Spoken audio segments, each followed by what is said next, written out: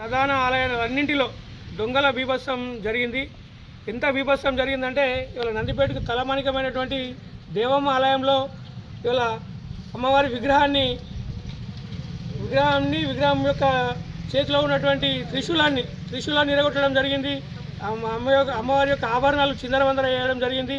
అదే కాకుండా హనుమాన్ ఆలయంలో ధ్వజస్తంభాన్ని ఇరగొట్టడం జరిగింది. అదేవిధంగా ఇల్లమ్మ ఆలయంలో హుండీని ధ్వంసం చేసిర్రు. దేవాలయంలో హుండీ ధ్వంసం చేసిర్రు. మార్కండ ఆలయంలో హుండీ ధ్వంసం చేసిర్రు. సుమారు ఈ 3 హుండీలలో 3 లక్షల పైచిలకు రూపాయలని వీళ్ళ దొంగలు ఎత్తుకెళ్ళడం జరిగింది. ఇదంతా జరుగుతున్నా కూడా అధికారులు నిమ్మకు నీరెత్తనట్లు ఉండి మరి మీరు పెట్రోలింగ్ ఏం చేస్తూ ఉన్నారు, ఏమైనా ఇచ్చి కంప్లైంట్ ఇస్తే కూడా ఇంతకుముందు పోషమ్మాలయంలో దొంగతనం జరిగితే వీడియోతో సహా మేము ఇవ్వడం జరిగింది పోలీసు వాళ్ళకు. వాళ్ళ ఫేసులతో సహా ఇస్తే కూడా కనీసం మీరు వాళ్ళని ఐడెంటిఫై అయ్యారు. రాత్రి ఒక సస్పెక్టెడ్ నెంబర్ ఉండే, ఆ నెంబర్ కూడా మేము ఇప్పుడు ప్రజెంట్ ఏసీపీ గారికి పంపడం జరిగింది. కనీసం మరి ఈ విషయం పైన చర్య తీసుకుంటారా, ఈ దొంగల్ని దొరకబడతారా, మరి ఇట్లనే వదిలేస్తారా?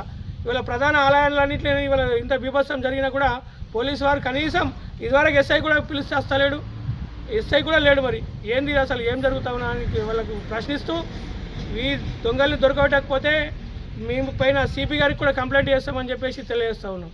నిన్న రాత్రి దొంగలు ప్రవేశించి గొల్లెం కోసి లోపలికి ప్రవేశించి ఉండి ఎత్తుకెళ్ళారు. తర్వాత అమ్మవారి మెడలోని పుస్తెలను కూడా తీసుకెళ్లారు. మిగతా ఆభరణాల కోసం కూడా ప్రయత్నం చేశారు. కానీ అవి ఆర్నమెంట్స్ ఒరిజినల్ కావని చెప్పి తెలిసి అక్కడే వదిలిపెట్టారు. ఈ ఉండి ఎత్తుకొని వెళ్ళి మా గుడి వెనకాల ఉన్న గుట్ట పైన పడవేసి వెళ్ళిపోయారు. కొందరు పొద్దున అక్కడికి వెళ్ళిన వాళ్ళు సమాచారం ఇవ్వడంతో వెళ్ళి చూస్తే మా గుడికి సంబంధించిన ఉండి దొరికింది అక్కడ. ఈ రకంగా రాత్రి దొంగతనం జరిగింది గుడిలో. కావున దయచేసి పోలీసు వారికి కూడా విన్నవించాము, పోలీసు అధికారులు కూడా తెలియజేశాము. వెంటనే తగు చర్యలు తీసుకొని మరి వారిని పట్టుకొని మాకు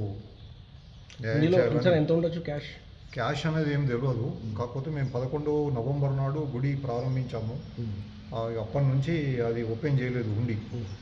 ఆ ఉండిలో ఎంత ఉంది అనేది ఏం తెలియదు. ఉంటుంది ఎంత అనేది ఏం తెలియదు. 50,000 ఉండొచ్చు. ఎందుకంటే అప్పటి నుంచి ఏం తెలియలేదు. తర్వాత 3 పెద్ద పండుగలు చేయడం జరిగింది. కాబట్టి అక్కడ అంటే అందులో ఎంత అనేది ఏం తెలియదు మాకు. అలాగే గుడిలో నుంచి మెయిన్ టార్గెట్ ఎవరు తెలిసిన వాళ్ళే చేసి ఉంటారు అని భావిస్తున్నాం. ఎందుకంటే అబ్జర్వేషన్ చేసి ఉండి మాత్రం ఎత్తుకెళ్ళడం జరిగింది వాళ్ళు. కాబట్టి వాళ్ళు కొంచెం మూమెంట్స్ గమనించి పోలీస్ అధికారులకు విజ్ఞప్తి చేయనది ఏమనగా దయచేసి తగు చర్యలు తీసుకొని త్వరలోనే వారిని పట్టుకోవాల్సిందిగా విజ్ఞప్తి చేస్తున్నాం. ఓకే.